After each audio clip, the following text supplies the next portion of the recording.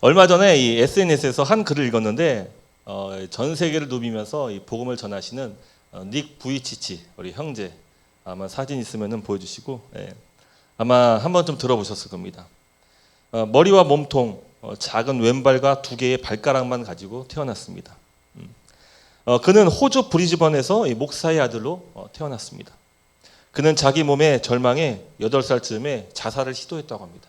이 어린 나이에 죽음을 또 생각할 만큼 그의 삶이 정말 절망적이었다는 것을 우리가 알 수 있죠. 팔다리가 없는 것보다 더욱 견디기 힘든 것은 외로움이었다고 합니다. 자신을 돌아봐주지 않고 그리고 자신을 이렇게 무시하고 그런 모습 때문에 절망했다고 합니다. 그렇지만 13세가 되던 해 장애를 딛고 일어난 한 사람의 기사를 읽으면서 삶이 변화했다고 합니다. 또 주님께서 이 시각 장애인을 고치시는 그 치유 기적을 보이셨던 그 말씀을 읽고는 그가 큰 감동을 얻었다고 합니다. 그는 고통 속에서 하나님을 만났고 나는 왜 이렇게 생겼고 내 인생은 왜 절망적일까? 이제 이런 생각을 그만두게 되었다고 합니다. 하지만 그에게는 고민이 있었는데 그것은 바로 과연 나는 아름다운 가정을 꾸리며 결혼 생활을 할 수 있을까? 아내를 맞이한다 할지라도 그 아내의 손조차 잡아주지 못하는 그런 몸을 지녔는데 어떻게 그 아내를 사랑할 수 있을까? 어떻게 그 사람의 손을 잡아줄 수 있을까? 하지만 그때 하나님의 말씀이 그 마음 가운데 감동으로 찾아왔다고 합니다. 너는 손과 발이 아닌 사람의 마음을 잡을 수 있다. 이렇게 말씀하셨대요. 닉 부이치치 형제는 고백합니다. 내 행복의 근거는 하나님이십니다. 깨어진 현실 가운데 고통받는 이들에게 하나님 안에서 발견한 소망을 전해주고 싶습니다. 이렇게 전 세계를 누비면서 간증을 하고 있습니다. 여러분 저는요 닉 부이치치 형제가 진정한 행복을 경험하고 있다라고 그렇게 생각을 합니다. 어쩌면 우리보다 더 큰 행복, 하나님이 주시는 소망을 경험하고 있다라고 생각을 합니다. 그는 자신의 절망적인 상태 때문에 자살을 시도했지만 오히려 그 이유 때문에, 그 절망의 이유 때문에 하나님을 더 소망하고 사랑할 수 있게 되었다는 것입니다. 저는 바라건대 우리가 닉 부이치치 같은 그런 안타까운 삶을 살기를 원치 않습니다. 그러나 우리 모두 그처럼 하나님과 동행하며 하나님께 소망을 두기를 간절히 원하는 것입니다. 여러분 이것은 우리의 상황과 처지와 상관없이 하나님이 주시는 기쁨과 소망이 우리 안에 있다면은 여러분 우리 세상에 어떤 행복, 그 찾을 수 없는 그 행복을 오직 주님으로부터 찾게 될 수 있다는 것이. 닉 부이치치는 연약한 자기 모습 속에서 하나님께서 주시는 참된 평안을 누릴 수 있었던 것입니다. 지난주 우리가 영상으로 설교를 봤는데 참 인상적이었습니다. 그 노진준 목사님 하나님께 간절히 기도했어요. 하나님 제 다리를 고쳐주십시오. 이제 하나님께 헌신하면서 목사가 되기로 작정했는데 하나님 주의 일을 하기 위해서 제가 온전한 몸으로 주님을 섬기는 것이 더 좋을 테니 하나님 제가 주를 위해 삶을 드릴 테니 제 다리를 좀 고쳐주십시오. 하지만 하나님은 목사님의 다리 대신에 목사님의 마음을 고쳐주셨습니다. 여러분 닉 부이치치든 노진준 목사님이든 우리도 마찬가지 누구에게나 다 결함이 있고요 부족함이 있고 연약함이 있다는 것이. 육체의 연약함은 우리가 쉽게 눈으로 알 수 있지만 근데 여러분 꼭 육체가 아니더라도 어떤 사람은 정신적으로도 고통받을 수 있고요 남들에 비해서 능력이 부족할 수 있고 또 어떤 사람은 집안 환경이 안 좋을 수도 있고 가족에게 문제가 있거나 모든 사람은 어쨌든 다 한 가지 이상의 문제점을 결함들을 가지고 있다는 것입니다. 이 같은 인간의 연약함을 사도 바울은 질그릇으로 비유를 합니다. 그래서 이 고린도후서 말씀이죠. 집에서 금과 은으로 된 그릇과 달리 이 질그릇은 진흙으로 만들었어요. 이 진흙을 구워서 만든 그 그릇이고 쉽게 깨지고 연약하고 또 그 모습 자체도 어떻습니까? 볼품이 없는 것이 금과 은에 비해서 하찮게 사용되는 것이죠. 가볍게 사용되고 천하게 사용되는 그런 그릇입니다. 바울은 우리 모든 그리스도 한 사람 한 사람을 다 질그릇으로 비유를 하는 것이에요.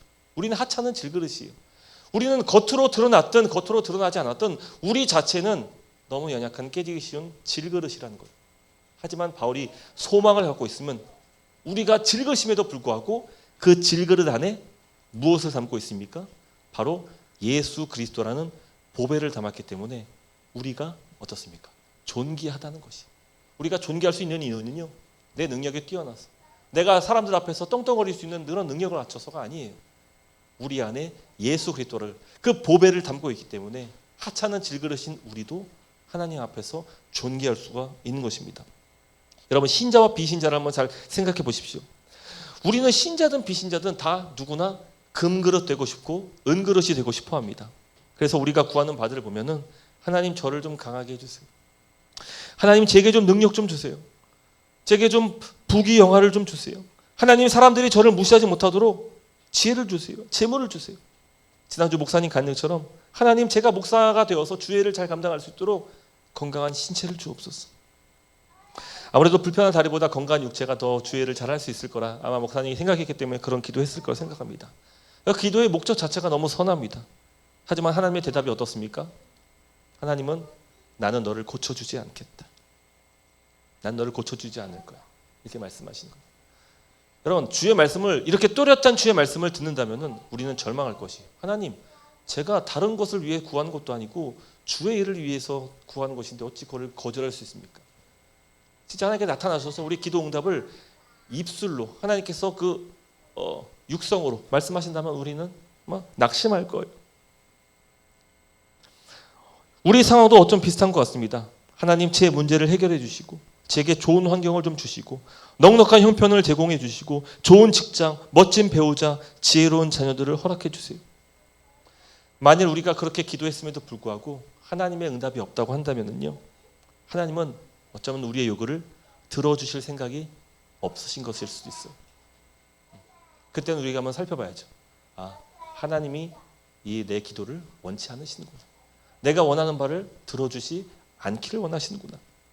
왜냐하면요, 하나님은요 우리 질그릇을요 금이나 은으로 바꿔주기보다는요 우리 질그릇 안에 보배이신 예수 그리스도를 담가 주시기를 원하신다는 거예요.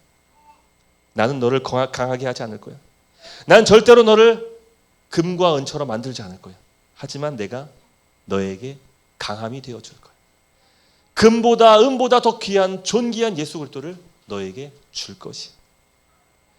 닉 부이치치 형제든 노진주 목사님이든 아마 이 진리를 발견했기 때문에, 이 진리를 깨달았기 때문에 이제 더 이상 우리 삶에서 자기 자신에게서 소망을 두기보다는 이제 그 모든 소망을 하나님께 내어드립니다. 오직 주님만이 나의 삶의 소망이시고 그분만이 나의 의지할 수 있는 분이라는 것을 그가 깨닫고 이제 그분 안에서 참된 기쁨과 평안과 행복을 발견할 수 있게 됐다는 것이죠. 그런 의미에서 참된 복음이란, 또 참된 복음을 누리는 삶이란 내게서 찾을 수 없는 소망이 오직 하나님께 있음을 발견하는 것이.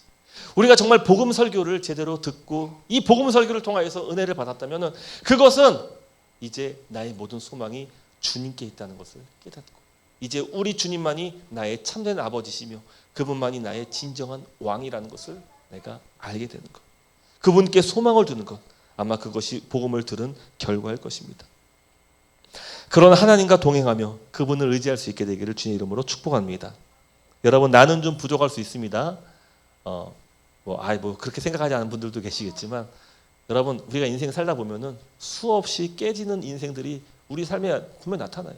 고난은 항상 있어요. 부자든 가난한 자든 건강하든 건강하지 못하든 누구에게나 다 하나님은 고난을 허락하세요. 근데 그 고난은요 우리를 악의에 차서 주시는 고난이 아니라, 봐라, 너희가 의지할 소망은 너희 자신이 아니라 바로 하나님이에요. 여러분, 고난도 이유 있는 고난이라는 것을 믿으시길 바랍니다. 보배이신 예수 그리스도를 담고 살아가며 그분을 신뢰할 수 있는 그런 저여러분 되시기를 주의 이름으로 축복합니다. 아멘. 자, 그러므로 참된 믿음을 갖기 위해서 우리는 누구에게 집중을 해야 됩니까? 누구에게 집중을 해야 돼요? 누구에게 집중을 해야 돼요? 네? 대답을 해주세요. 맞습니다. 바로 보배이신 예수 그리스도에게 집중을 해야 되는 것이에요. 사도행전의 초대교회가 탄생한 이래로 2000년의 교회 역사가 흘렀지만 교회는 참된 신앙을 가르치고 바른 믿음을 갖기 위해서 수많은 노력을 해왔습니다. 그리고 그런 노력들 가운데 하나가 바로 무엇을 믿는가, 우리는 무엇을 믿어야 하는가, 이것을 잘 기록한 신조들입니다. 신조. 우리는 이미 교회론을 통해서 이 신조를 배웠습니다. 또 우리 교단 신조를 한번 쭉 살펴보았습니다. 대표적인 교회 신조는 바로 우리가 좀 전에 고백했던 신앙 고백. 뭐죠? 바로 사도신경이에요. 사도신경. 크리드라고 불리는 사도신경. 우리가 사도신경만 제대로 배우고 믿는다면은 우리는 참된 신앙을 가질 수가 있습니다. 그래서 2주 동안 이제 사도신경을 뭐 다 다룰 수는 없고 이제 이 복음의 기초의 내용과 맞물려서 딱 그 예수 그리스도에 관한 부분만 좀 짤막하게 좀 2주 동안만 나누고 아마 나중에 사도신경을 따로 강해할 그런 날이 있을 거예요. 왜냐하면 이건 너무 중요하기 때문에 우리가 무엇을 믿는 바 이게 분명치 않기 때문에 어때요? 각자 믿음이 다 달라요. 우리가 교회론 다룰 때 얘기했지만 믿는 바가 다른 거예요. 그래서 교회가 하나 될 수가 없는 거예요. 교회가 믿는다고 하면서도 자꾸만 뭘 얘기합니까? 내게 복을 주시옵소서, 내게 뭘 주시옵소서, 내게 뭘 주시옵소서. 그리스도에게 집중해야 된다. 우리의 신앙의 대상이 중요한 거예요. 지난번에 얘기했지만 우리의 믿음은 중요한 것이 아니에요. 믿음이 중요한 것이 아니라 믿는 대상이 중요한 거예요.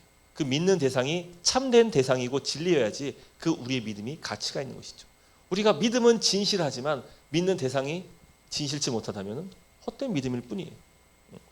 그래서 이 사도신경을 통해서 특별히 예수 그리스도께서 이 땅에 오셔서 행하신 일들을 설교를 하기를 원합니다. 우선 간단히 사도신경에 대해서 살펴볼 때에 사도라면은 예수님의 제자 12명을 이제 가리키는 말이 아닙니까? 그래서 이 사도신경을 흔히 사람들이 예수님의 제자 12명의 사도들이 만든 신조다 이렇게 생각하는데 이게 맞기도 하고 틀리기도 합니다. 왜냐하면은 사도들이 직접 지은 것은 아니고 이제 사도들의 가르침. 여러분 예수님께서 사도들에게 하나님 나라의 복음을 증거하셨습니다. 그리고 그 기록이 이제 사도행전 1장에 보면 나오는데요. 그 예수님께서 가르치신 그 진리의 복음을 사도들은 각 지역에 흩어져서 복음을 증거했습니다. 그리고 그 복음을 증거한 그 교회들은 계속해서 그 후대에게 그 믿음을 전수했던 것이죠. 그래서 그 사도들의 가르침을 기반으로 정리한 바로 그 신조가 사도신경이라는 거죠. 이 사도신경은 오래된 역사를 가지고 있습니다. 그래서 이 사도들의 신앙 고백이다라고 할 수 있는 것이죠. 특별히 이 사도신경은 복음의 핵심을 잘 요약하고 담아내고 있습니다. 교회는 성경 전체의 내용 중에서 우리가 이 믿음으로 요약한 이 사도신경을 고백하면서 우리가 무엇을 믿는지를 알 수가 있는 것입니다. 그래서 사도신경을 배우고 믿고 고백하는 교회는 같은 신앙을 가졌다는 의미로 보편교회 혹은 공교회라다 이게 부를 수가 있는 것입니다. 그래서 우리 사도신경 맨 마지막 부분을 보면 그 부분 나오잖아요. 나는 거룩한 공교회를 믿사오니. 예전 버전에서는 이제 거룩한 공회 이렇게 썼는데 이제 새 번역이 되면서 이제 거룩한 공교회. 그래서 가능하면은 여러분들이 예전에는 아마 옛날 버전의 사도신경을 외웠을 거예요. 근데 가능하면은 사도신경을 달달 외우는 것이 중요한 것이 아니라 내가 믿는 바가 더 명확하고 분명해야지 우리의 믿음이 참될 수가 있다는 것이. 그래서 새 번역은 이제 모든 교회가 우리 이제 새로 번역한 그 사도신경을 함께 외웁시다. 이렇게 시작하는 거예요. 그렇기 때문에 사도신경도 그렇고 주기도문도 그렇고 이제는 새롭게 번역된 그것을 이제 공교회, 보편교회이기 때문에 우리가 보편교회이기 때문에 동일한 신앙 고백을 가지고 물론 그 내용 같더라도 우리가 이제 차츰 이제 노력하면서 그것을 외울 수 있으면 참 좋겠다 싶습니다. 저도 이거 외우는데 시간이 좀 오래 걸렸어요. 근데 외워야 돼요. 이게 모든 교회가 함께 정한 약속이기 때문에 같이 해야 돼요. 근데 아직도 이제 이 옛날 이제 그 버전의 사도신경과 주기도문을 하시는 분들도 있는데 뭐 어쩔 수 없고 네, 어쩔 수 없지만 여러분 청년이니까 외울 수 있잖아요. 자, 우리 좀 집중 좀 합시다. 자,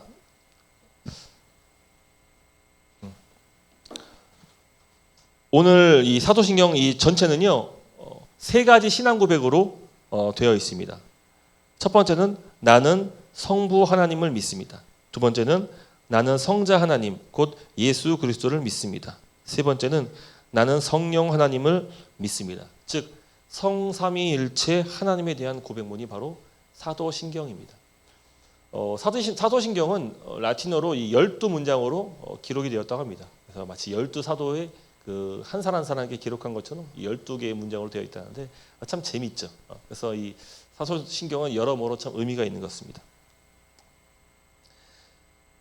근데 여러분 사도신경 이 성삼위일체 하나님에 대한 신앙 고백이지만 근데 내용을 딱 들여다보면은요 분량에서 차이가 나는 것을 알 수 있어요.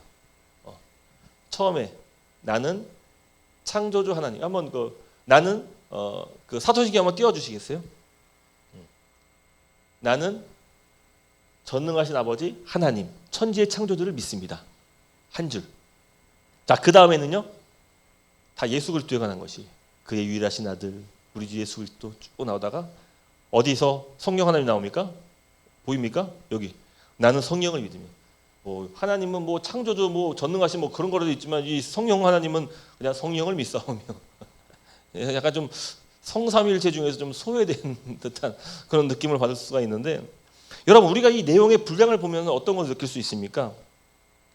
바로 교회가 믿는 핵심이 바로 예수 그리스도라는 것을 우리가 알 수 있습니다. 이 사도신경의 내용은 예수 그리스도에 관해서 크게 두 가지로 분류를 할 수 있는데 첫째, 예수님은 누구신가? 그리고 두 번째, 예수님은 어떤 일을 하셨는가?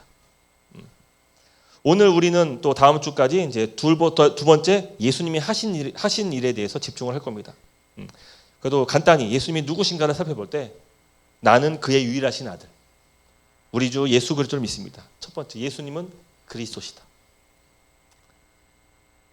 이 그리스도라는 말은 이 헬라어에서 나온 말입니다. 근데 이 헬라어를 히브리어로는 이 그리스도가 메시아예요. 메시아. 메시아 알죠? 메시아. 메시아 뜻이 뭡니까? 구원자. 뭐 이런 뜻을 갖고 있지 않습니까? 그래서 그 아르헨티나의 또 월드컵 시즌이니까 그 아르헨티나의 그 축구 잘하는 선수 있잖아요. 키 작은 메시. 근데 그 메시의 별명이 메시아예요. 메시아. 그 팀을 워낙 수렁에서 이제 건져낸다. 메시아. 메시아입니다. 근데 이 메시아라는 뜻은 원래는 이제 기름 부음 받은 자라는 그런 의미를 갖고 있습니다. 근데 이 기름 부음은 구약 시대에 세 가지 직분들이 받았는데 첫째는 왕, 두 번째는 제사장, 세 번째는 선지자. 이 세 부류만 이제 기름을 부어받는데 예수님이 바로 진정한 왕이시자, 선지자시다, 제사장이다라는 것을 그런 의미를 갖고 있는 것입니다. 그분이 우리의 왕이라는 것이 우리의 제사장이며 우리의 선지자가 되신다는 것이죠. 완전하신 선지자. 이 땅에 수많은 왕들이 존재했지만 수많은 제사장과 선지자들이 존재했지만 그들은 하나같이 다 모형이며 장차 오실 이의 예표에 불과했던 것이 그들은 다 결함이 있었던 것이죠. 하지만 이 땅의 진정한 왕이자 선지자이자 제사장으로 오신 예수 그리스도께서 우리의 진정한 메시아 그리스도라는 것을 성경은 신앙 고백은 우리가 하고 있는 것입니다. 자, 두 번째는 예수님은 우리의 주가 되신다는 것이 이 주가 된다는 말도 마찬가지. 예수님께서 우리 지지난주 배웠죠. 속량하셨어요. 자신의 죽은 목숨값을 내어주시면서 우리를 사신 거예요. 그렇지만 예화 때 그런 얘기 했잖아요. 희수가 제가 이제 종으로 팔려 있는데 목사님 왜 이러고 계시냐고 목회하셔야죠. 그리고는 자기 돈을 재물을 이렇게 해가지고 저를 산 거예요. 마치 예수님이 그랬던 것이죠. 예수님이 우리의 죄값을 대신해서 자기의 목숨을 값을 내어주시고 우리를 속량 사신 거예요. 그래서 그분이 우리의 주인이에요. 여러분 우리는 예수님의 것이에요. 왜요? 그분이 우리의 값을 내부시고 사셨기 때문이죠. 마지막 세 번째 고백이 뭡니까? 예수님은 하나님의 아들이라는 것이 하나님의 아들. 예수님이 만약에 여러분 우리의 죄값을 대신해서 죽임당하시고 그 죄값을 치르셨는데 그런데 예수님이 만약 죄인이라면 그분이 죄가 있다면은 그분이 죽었다 한들 그는 그의 죄 때문에 죽은 것이지 남의 죄를 대신할 수가 없어요. 왜요? 그 자신이 죄인인데 어떻게 다른 사람의 죄를 위해 죽을 수 있겠습니까? 그래서 그분은 반드시 죄가 없으셔야 돼요. 그래서 그분은 이 땅에 오신 하나님이라는 것이죠. 하나님의 본체시라는 것이죠. 하나님의 형상이기 때문에 그 죄값이 효력이 있는 것입니다. 그래서 우리는 이 같은 고백을 사도신경에 담아서 고백하고 있는 것이. 여러분 혹시 이전 교회에서 사도신경을 배운 적이 있으십니까? 이 배운 적이 있다면은 여러분 그 내용이 우리가 믿는 바들이 더욱더 분명할 수 있어야 돼요. 흔들리지 말아야 돼요. 우리는 오직 예수에 대한 믿음을 갖고 신앙생활하는 것이. 나 자신은 소망이 없는 자들이죠. 주님께 집중해야 되지. 자, 이제 핵심. 그렇다면 예수님은 어떤 일을 행하셨는가? 이제 표로 한번 제가 보여드릴게요. 어이? 왜 이렇게 됐지? 이게 V자로 돼야 되는데.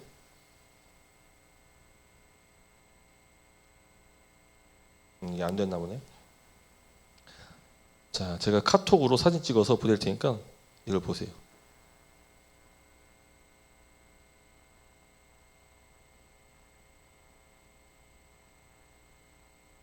잘 됐었는데 이건 제가 한글로 설교 원고로 준비한 거라 이게 완전한 V는 아닌데 원래대로 하자면 이렇게 V자로 딱 보면 좋을 것 같아요. 그래서 왼쪽에 4개, 오른쪽에 4개, 그리고 마지막에 하나 이렇게. 자, 그래서 왼편은 예수 그리스도의 비하, 오른편은 예수 그리스도의 승귀. 이렇게 구분을 할 수 있습니다. 오늘 설교 제목이 예수 그리스도의 비하입니다. 여러분 비하라는 뜻 아십니까? 비하.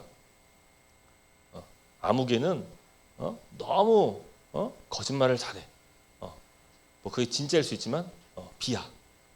아무개는 너무 재수가 없어. 밥맛이야. 걔만 보면 짜증이 나. 걔는 왜 그래? 구제불능이야. 이 비하. 이런 걸 얘기하는 거예요. 근데 이 예수 그리스도의 비하는요. 특이한 점이 있어요. 그것은 뭐냐? 타인이 그를 비하한 것이 아니라 자기 스스로가 비하되신 거예요. 자기 스스로가. 다시 한번 말씀드리면 예수님은 하나님이십니다. 여러분 하나님의 아들이라는 표현을 잘 들어보세요. 저는 사람입니다. 제가 아들을 낳으면은요, 그 아들은 사람이에요. 강아지가요, 자식을 낳으면은 그 자식은 강아지. 하나님이요, 그에게 아들이 있다면은 그는 하나님인 거예요. 신인 거예요. 전능한 분이에요. 똑같은 거예요. 그래서 예수님은 하나님이라는 것을 잘 기억하셔야 됩니다. 근데 그분이 인간의 몸으로 오셨다는 거예요. 그게 비하라는 거예요. 그래서 그 비하되는 과정을 보세요. 성령으로 잉태되었습니다. 성령으로 잉태되었습니다. 예수 그리스도께서 우리와 좀 다르게 독특하게 잉태가 되시죠. 보통은 이제 남자의 씨를 받아서 이제 자녀가 태어나는데 예수님은 성령으로 잉태가 되신 거예요. 그래서 남자의 씨가 아니라 그분은 하나님의 씨로 탄생했다는 것을 알 수가 있죠. 하지만 예수님은 여자의 몸에서 탄생하십니다. 동정녀 탄생. 어떻게 하나님께서 창조하신 그 인간의 자궁을 통해서 탄생했느냐? 이건 상상도 못하는 거예요. 우리가 뭐 성경에서 사람을 존귀한 자로 모든 피조물의 왕으로 보니까 우리도 우리 스스로가 존귀하다 생각할 수 있으니까 우리가 만약에 강아지의 자궁을 통해서 태어났다. 이게 생각만 해도 벌써 어떻습니까? 근데 그것보다 훨씬 더 하나님의 비하. 이게 바로 예수 그리스도께서 인간의 육신으로 탄생했다는 것이죠. 근데 이것을 스스로 그렇게 하셨다는 겁니다. 그뿐입니까? 인간의 몸에 오셔가지고 그는 왕으로서 권력을 가진 그런 자로서 그런 집안에서 태어난 것이 아니라 가난한 목수의 아들로 그는 일생을 가난하게 사셨습니다. 또 그의 아버지는 왕이 아니었어요. 목수였어요. 그의 어머니도 나중에 이제 과부가 됐죠. 그래서 예수님 이 땅에서 고난을 받으시는 그런 삶을 사시죠. 그뿐입니까? 마지막에 그의 죽음 앞에서 그는 정말 모든 사람이 저주받은 자다라고 불리우는 십자가에서 못 박아 죽임을 당하게 되는 것입니다. 그래서 하나님께서 인간의 육신으로 오신 것도 모자라 그 자기가 창조한 인간들의 손에 죽임을 당했다. 이게 바로 예수 그리스도께서 비하되는 그런 삶이었다는 것입니다. 그래서 이것을 4가지로 구분하고 맨 마지막 가장 인간으로서 절망적인 상황 바로 죽음까지 예수님께서 경험하셨다는 겁니다.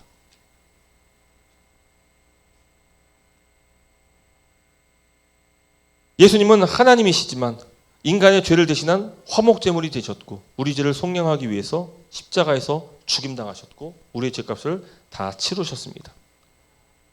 여기서 매우 중요한 교리가 나옵니다. 여러분, 예수님이 인간의 몸으로 오셨지만 그는 완벽하신 완전한 하나님이에요. 우리는 그렇게 알고 있어요. 하나님의 아들이라고 우리는 알고 있다고요. 근데 잘 생각해 보세요. 하나님이 죽을 수 있습니까? 하나님이 죽을 수 있나요? 하나님 죽을 수 있어요? 죽을 수가 없습니다. 하나님은 절대로 죽을 수가 없어요. 그분은 스스로 존재하시는 자존하신 분이시고 그분의 탄생은 우리가 아무도 몰라요. 그 스스로 계신 자. 그분은 영원하시죠. 무한하시고 전능하신 거예요. 자꾸 어디 나가요?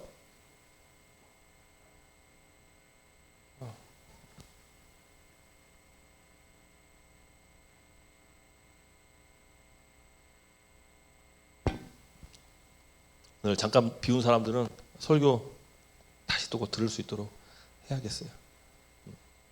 제가 이 멘트를 한 거를 영상에 남겨가지고 이 멘트를 들었는지 들었다면 다음 주에 저에게 알려주세요. 네, 그 사람은 진짜 영상을 들은 사람이에요. 숙제. 자, 우리끼리만 알고 있는 비밀이에요. 알려주지 마세요. 자, 어쨌든 하나님이 죽을 수가 있냐는 것이죠. 아니요, 죽을 수가 없다는 것이. 절대로 죽을 수가 없다는 것이죠. 그래서 이 문제가 발생한 거예요, 교회에서. 아니, 인간으로 오셨는데 그분이 완전한 하나님이시라면 어떻게 죽을 수가 있느냐? 그는 정말 하나님 맞냐? 그는 정말 사람으로 오신 게 맞냐? 이 서로 다른 의견들로 분분했습니다. 수백 년 동안 교회는 이 문제를 가지고 의논했습니다. 그래서 여러 가지 의견들이 있었습니다. 첫 번째가 이제 예수님은 하나님이시지 사람이 아니다. 예수님은 하나님이다. 그래서 십자가에 달려 죽은 그 예수님은 그냥 한 명의 의로운 사람이었다. 그런 결론을 내기도 합니다. 또 어떤 부류는 아니다. 예수님은 완전한 하나님이다. 그래서 예수님은 절대로 죽을 수가 없다. 그래서 십자가에서 죽임당하기 직전 예수님의 육신에서 몸에서 예수님이 빠져나왔다. 이 외에도 예수님은 사람처럼 보였을 뿐 천사의 몸이나 그의 몸은 환상이었다. 이런 다양한 가르침이 초대교회 이후로 1세기부터 4세기까지 계속 있어 왔습니다. 우리는 예수님이 하나님인가 사람인가? 우리는 이런 고민을 하지 않습니다. 예수님이 우리를 대신 죽었다. 우리는 그 구원의 결과만 받아들이고 생각할 뿐이죠. 여러분, 신앙생활에서 내가 얼마나 큰 믿음을 가졌는지 안 가졌는지 그건 그렇게 중요한 게 아니에요. 내가 누구를 믿고 있느냐, 이게 중요하다는 것이. 믿음의 대상이 얼마만큼이나 믿을 만한 분이신지가 중요한 것이죠. 자, 그렇다면 십자가에서 죽임당한 예수님은 하나님이냐 아니면 사람이냐, 이에 대한 신앙을 기록한 고백이 바로 사도신경인 것입니다. 결론을 말씀드리자면 예수님은 완전한 사람이자 완전한 하나님이십니다. 다시 한번 사도신경의 그 표, 우리 핸드폰에 그 표를 한번 봐주세요. 예수님께서 완전한 사람으로 이 땅에 오신 장면, 바로 성령으로 잉태되시고 동정녀의 탄생을 여자의 뱃속 자궁에서 태어나시고 그가 고난을 받으시고 십자가에 달려 죽임까지 당하시고 장사되었다는 것은요, 3일 동안 장사되었다는 말은요, 그가 진짜 죽었다는 말이에요. 진짜 죽었기 때문에 장사된 것이죠. 뭐 예수님께서 기절한 척하고 있었던 것이 아니라 그가 완전히 죽었다는 것을 성경은 기록하고 있는 거예요. 그래서 이것은 그가 완전한 사람이었다는 것을, 그가 완전한 사람이라는 사실을 신앙 고백하는 신조가 된 것이죠. 완전히 죽은 사람입니다.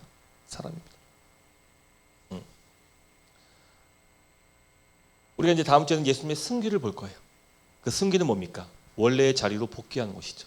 그래서 결론을 말씀드리면 이 표를 볼 때 어떻게 합니까? 죽었잖아요. 근데 부활하십니다. 승천하십니다. 하나님 보좌 우편에 앉으십니다.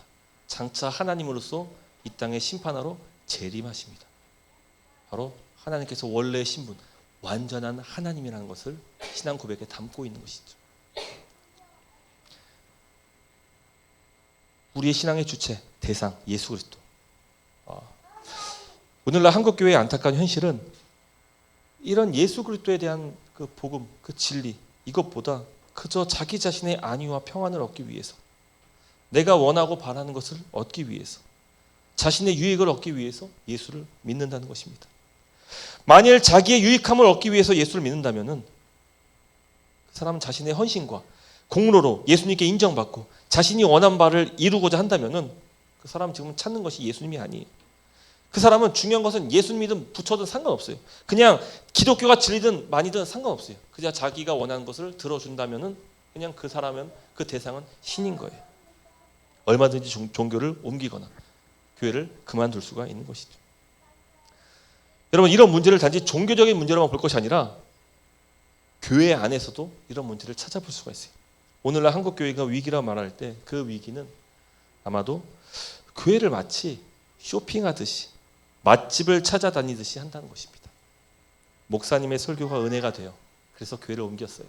이게 어떻게 보면 되게 타당한 이유 같지만 여러분, 우리가 은혜 받는 것이 중요합니까? 우리는 뭔가를 자꾸 받고 얻으려고 해요. 하다못해 설교를 통해서도 뭔가 감동과 뭔가 내게 주는 위로 이런 걸 찾기를 원한다. 근데 여러분, 우리에게 소망이 없어요. 우리의 소망이 예수 그리스도라면 우리에게 집중하는 것이 아니라 누구를 바라봐야 된다는 거예요. 여러분, 신앙 고백에서 우리는 없어요. 우리가 믿는 바는 우리 자신의 안위가 아니에요. 예수 그리스도, 예수 그리스도. 설교를 은혜 받기 위해서 교회를 옮겼다. 혹은 교회가 우리 집 근처이기 때문에 교회를 옮겼다. 교회에서 제공하는 서비스나 복지, 여러 가지 프로그램들이 좋아서 옮겼다. 특별히 청년들은 우리 또래가 많기 때문에 교회를 옮겼다. 내가 친한 사람을 따라서 교회를 간다. 뭐 이런 이유들. 하나같이 공통적인 뭡니까? 공통점이 바로 자기 자신에게 그 기준을 두고 있다는 거예요. 교회 옮기는 그 기준을 자기 자신에게 두고 있다는 것이죠. 심지어 여러분들 다 청년들이니까 청년들은 어떤 교회에서 뭐 장학금을 준다더라. 어떤 교회에서 기숙사를 제공한다더라. 어떤 교회는 매월 선교비를 후원한다더라. 물론 좋지요. 그럴 수 있는, 또 앞으로 우리 교회도 그런 교회가 돼야 됩니다. 나눠주고 누릴 수 있도록, 특히 어려운 자들 가운데 도와줄 수 있는 그런 교회가 되기 원합니다. 근데 그런 교회를 옮긴다? 여러분, 여전히 우리는 신앙생활을 하더라도 자기 입맛에 따라서 내가 원하는 그 기준과 판단에 의해서 정할 때가 참 많다는 거예요. 그래서 교회를 쇼핑하듯이 이렇게 옮기다니는 거, 이거 우리 경계해야 되는 것이. 물론 우리 감사하게도 우리 산위교회 성도들은 단 한 사람도 그런 사람이 없기 때문에 다들 이렇게 모교회에서 또 자랐던 친구고, 뭐 사역을 위해서 잠깐 했던 친구, 다 이 한 교회에서 이 신앙을 갖고 했던 우리 건강한 모습을 갖고 있었던 그런 친구들이기 때문에 뭐 그런 걱정을 할 것이 없지만, 그러나 만일 우리 안에 조금이라도 우리가 신앙의 그 근거가 나 자신이라면, 내 자신의 유익이라면 우리는 한번 반성할 필요가 있다는 것이, 주님께 소망을 둬야 된다는 것이, 그분이 누구신지, 그분이 행하신 일이 무엇인지, 그리고 그 행하신 일로 우리에게 주어진 결과가 무엇인지, 우리는 오직 그분께 집중을 해야 된다는 것입니다.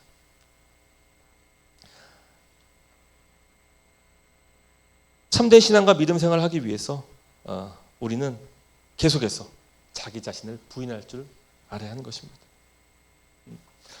우리 예수님께서 이 땅에 오셔서 십자가를 지시는 그 사건, 그리고 그분이 우리의 삶의 모범이 되어 주셨다는 것을 우리는 기억을 해야 됩니다.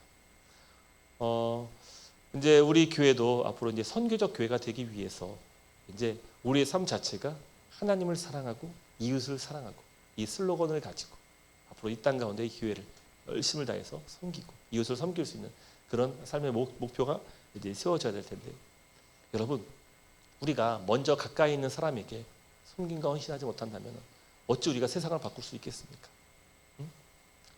예수님께서 이 땅에 오셔가지고 그분께서 사실은 그렇게 많은 사람들을 구원하거나 복을 주거나 그러지 못하셨어요. 그가 육신의 몸으로 오셔서 만났던 사람들은 일부에 불과했다고요. 하지만 그 예수님의 그 모범적인 삶을 통하여서 어땠어요? 제자가 양성되는 거예요. 12명의 사도 제자들이 세워지는 거예요. 그들이 각각의 교회에서 예수 그리스도의 복음을 증거하고 그 예수 그리스도의 복음적 삶을 교회 내에서 살아내는 것이죠. 그것이 계속 이어지고 오늘날까지 우리에게까지 온 것이, 여러분, 교회의 출발로부터 우리의 신앙생활이 점점 어떻게 됩니까? 밖으로. 그래서 안에서 밖으로. 우리의 삶의 지경이 안에서 점점 밖으로 나가는 것. 마치 예수 그리스도 한 사람을 통하여서 점점 복음의 지경이 넓어졌던 것처럼 산이의 교회를 통하여서 이 복음의 지경들이 계속 넓어지는 것이. 여러분 우리의 삶의 목표, 우리의 신앙의 목표는 바로 예수님의 삶과 같은 우리의 삶의 지경이 넓어지는 것이죠. 그래서 우리가 성경적 교회가 되자. 우리 안에 이 산위의 교회 안에서 이와 같은 하나님을 사랑하고 이웃을 섬기는 이와 같은 분명한 삶의 목표와 신앙을 갖고 살아내는 것. 그리고 이것이 삶의 습관화가 되어서 이제 우리가 사는 지역에서도 가정에서도 직장에서도 학교에서도 우리가 동일한 삶을 살아갈 수 있도록 되어지는 것. 이게 바로 우리가 바라보는 선교적 교회가 되는 것이. 저는 이 같은 소망을 우리와 함께 품을 수 있다는 것이 참 감사한 거예요. 근데 우리의 한 사람 한 사람에게는 이 일을 행할 수 있는 능력은 사실은 없어요. 우린 부족해요. 연약해요. 섬기기보다 섬김 받고 싶은 게 우리의 모습이에요. 하지만 우리 자신에게 집중하는 것이 아니라 어때요? 예수 그리스도를 바라보자는 거예요. 예수님께 소망을 두자는 거예요. 나에게 소망을 두지 말고 예수 그리스도께서 우리에게 삶의 모범을 보이시고 우리를 대신하여서 완전한 죽음으로 우리를 위해 섬기셨던 그 예수 그리스도의 희생을 바라보면서 그분께 소망을 두면서 우리가 삶의 모습을 그와 같이 살아내고자 그분께 집중하자는 거예요. 그분께 집중하자는 거예요. 그리고 주님께서 반드시 이룰 것이라는 것을 우리가 함께 소망하고 기대하자는 거예요. 제가 우리에게 소망이 없다는 것을 강조하지만 여러분 그 강조하는 것은 우리를 비하하는 것이 아니라 누구를 강조하기 위한 것입니까? 바로 예수님을 바라보자는 거예요. 예수님을 바라보자는 거예요. 그래서 우리 내년도에도 내년도 우리 뭐 표를 만들지 뭐 이렇게 뭐 할지는 모르겠지만 만약에 표를 만들자면 아마 이런 내용 예수 그리스도를 바라보자. 예수 그리스도를 바라보자. 제가 한 가지 생각하는 거는 있는데 나중에 한번 또 비공개 자리에서 공개를 한번 해볼게요. 그래서 여러분 괜찮으면은 내년도 우리 표로 좀 이렇게 또 정하면 참 좋겠다 생각합니다. 그래서 우리가 이 복음의 설교를 통하여서 점점 우리의 믿음이 예수님께로 더욱더 옮겨지고 그리고 그 믿음이 점점 예수 그리스도의 십자가의 길로 옮겨질 수 있기를 간절히 소망해 봅니다. 할렐루야. 더욱더 주님을 바라보고 비록 우리가 열악한 환경의 개척교회지만 지금 참 감사한 것은 다 이전의 모습보다 훨씬 그 이상으로 이 교회를 섬기고 또 성도를 사랑하고 잘 예배하고 있다는 것이 저에게는 큰 위로가 된 거예요. 그래서 소망이 있는 거예요. 1년밖에 안 되는데 이 정도 성장했다면은 와 이제 정회원이 되고 2년 되고 3년 되면은 와 우리 여기 한 사람 한 사람이 정말 놀랍도록 변하겠구나. 제가 사실 제 스스로는 체감이 잘 안 됐는데 지난주에 우리 백 목사님 오셔가지고 이제 말씀을 전해주시는데 나는 여전히 우리 아직 우리 애들 참 이렇게 갓난 애들 이제 막 전매기들 막 이것들 업어 키우고 맨날 이 콧물을 닦아주고 막 이런 것만 생각했는데 아니 성장했다는 거예요. 성장했다는 거예요. 마치 제가 우리 온유 시온이가 크는 것을 체감하지 못했던 것처럼 제가 여러분들의 모습을 체감하지 못했던 것 같아요. 목사님 딱 오셨대. 식사 딱 할 때. 우리 예전에 거기서는 막 제가 막 도시락 풀고 막 하고 딱 제가 여기서 막 손님 접대하고 있고 여러분들이 막 식탁 차리고 있으니까 와 목사님 아주 든든하시겠다고.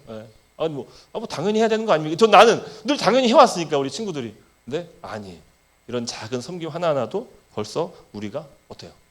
1년이라는 시간 속에서 성장했고 우리가 이제는 이 공동체를 생각하기 시작했고 이제 이 공동체 유익이 우리의 유익이 되었다는 것을 이런 모습을 통해서 반증되어지는 거예요. 저는 할 수 있다 생각해요. 더욱더 예수님께 집중하면 우리의 삶은요 더욱더 지경이 넓어지게 될 것이 그리고 한 명의 그리스도인이 변할 때 세상은 변하게 될 것입니다. 저는 예수 그리스도를 통해서 이것이 반드시 이루어질 것을 믿습니다. 할렐루야.